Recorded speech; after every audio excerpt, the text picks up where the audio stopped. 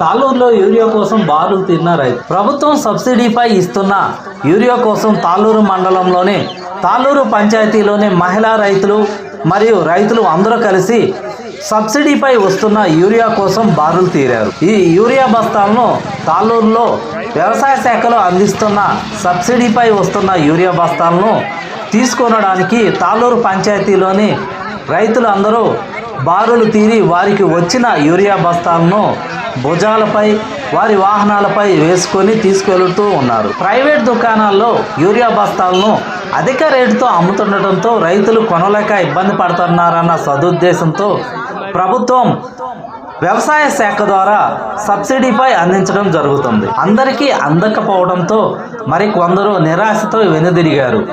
వ్యవసాయ అధికారి ప్రసాదరావు మాట్లాడుతూ రైతులు ఎవరు అధైర్యపడొద్దని, యూరియా ప్రైవేట్ దుకాణాల్లో కూడా అందుబాటులో ఉందని, అవసరమైన వారు అత్యవసరమైన వారు అవి కొని ఉపయోగించుకోవాలని ఆయన తెలియపరిచారు.